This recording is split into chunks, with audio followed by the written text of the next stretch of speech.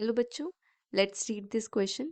Question says give all the expected products of the following reaction. और reaction कौन सी है? ये आपको रिएक्शन गिवन है जिसमें एक आपका टर्शरी अल्काइल हैलाइड, देखो ये कैसा अल्काइल हैलाइड है? टर्शरी अल्काइल हैलाइड है which is reacting with alcohol MeOH. कैसे अल्कोहल है? ये एक प्राइमरी अल्कोहल है, मिथेनॉल है, उसके साथ रिएक्शन हो रही है and we have to find out all the expected products. ठीक है, तो मेजर और माइनर दोनों प्रोडक्ट्स को आपको यहाँ पे मेंशन करना है. तो यहाँ पे की कॉन्सेप्ट देखो. First of all function of MeOH reagent जो है वो कैसा होता है? की concept. So here MeOH is a weak nucleophile.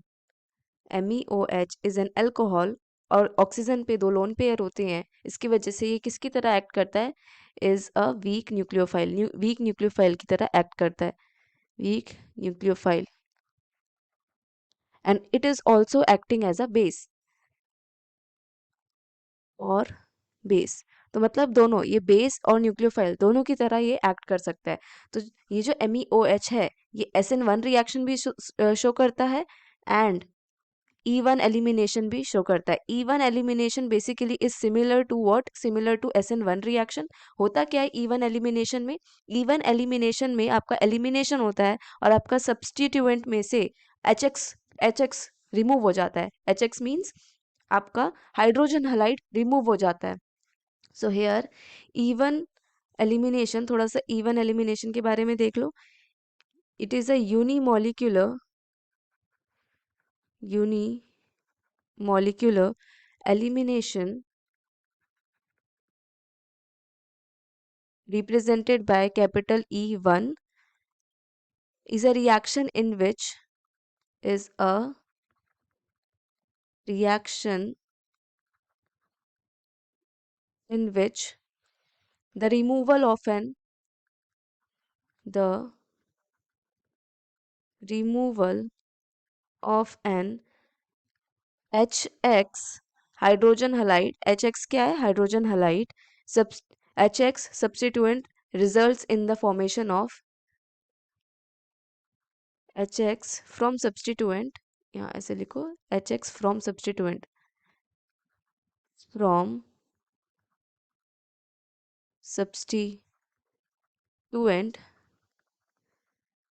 results in the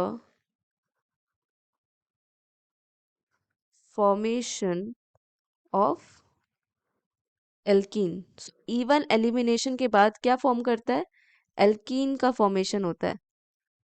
और SN1 एलिमिनेशन के बाद किसकी फॉर्मेशन होगी? एल्कीन नहीं बनेगा, आपका कोई दूसरा कंपाउंड बनेगा. यहाँ पे इस रिएक्शन के अकॉर्डिंग क्या बनेगा? ईथर बनेगा. ठीक है, नहीं समझ आ रहा होगा तो अभी हम रिएक्शन को मैं डिटेल में लिखूंगी तो समझ आएगा. ठीक है, हाँ, तो यहाँ पे रिएक्शन का सब्स्टिट्यूएंट लिखते हैं. ये आपको सब्स्टिट्यूएंट गिवन है, यहाँ पे I है.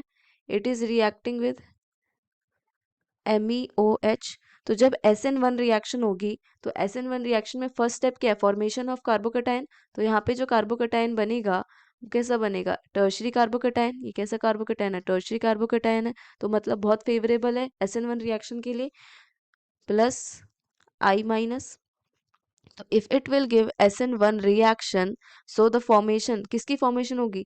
ये जो है आपका लोन पेयर है यहाँ पे, ये लोन पेयर H, ये जो I माइनस है वो H एब्स्ट्रैक्ट कर लेगा और ये लोन पेयर इधर आके अटैच हो जाएगा. ठीक है, तो यहाँ पे आपका बनेगा OMe, एक ईथर बन जाएगा. ठीक है, एक ईथर, एक प्रोडक्ट ये हो गया. और अगर यही आपका E2 elimination, sorry E1 elimination देता है तो क्या होगा आपका? आई तो रिमूव हुआ ही है, साथ में इस पोजीशन से, या तो यहाँ मैं मार्क कर रही हूँ, या तो पोजीशन A से या तो पोजीशन B से क्या होगा? रिमूव होगा, हाइड्रोजन रिमूव हो जाएगा, क्योंकि सेम सब्स्टिट्यूएंट में से HI का रिमूवल हो जाएगा, माइनस HI हो जाएगा. ठीक है, यहाँ पे लिख रही हूँ माइनस HI हो जाएगा. ठीक है, और फॉर्मेशन ऑफ प्रोडक्ट किसका फॉर्मेशन होगा? यहाँ फॉर्मेशन होगा एक एल्कीन का. और दो पॉसिबिलिटी है, अगर A से रिमूव होता है हाइड्रोजन तो इस टाइप की एल्कीन बनेगी। और अगर बी से रिमूव होता है हाइड्रोजन, बी और ये वाला जो नीचे वाला सी है, ये दोनों सिमिलर पोजीशंस है। तो या तो आप बी से रिमूव करो या तो सी से रिमूव करो, जो आपका कंपाउंड बनेगा वो सिमिलर बनेगा। तो दूसरा जो एल्कीन है वो ये पॉसिबल है। तो ये दो तरह के आपके एल्कीन पॉसिबल है। तो अब देखो आ जाओ क्वेश्चन पे, किस क्या क्या पॉसिबिलिटी है। ए, एक तो ए फॉर्म हो रहा है, दूसरा क्या हो रहा है, बी सी और डी फॉर्म हो रहा है, ए सी डी। सो आंसर क्या हो जाएगा, answer is, answer A C and D. These products are forming. Okay. So option D is the correct answer. A, C and D. Hope you understood it well. Best of luck.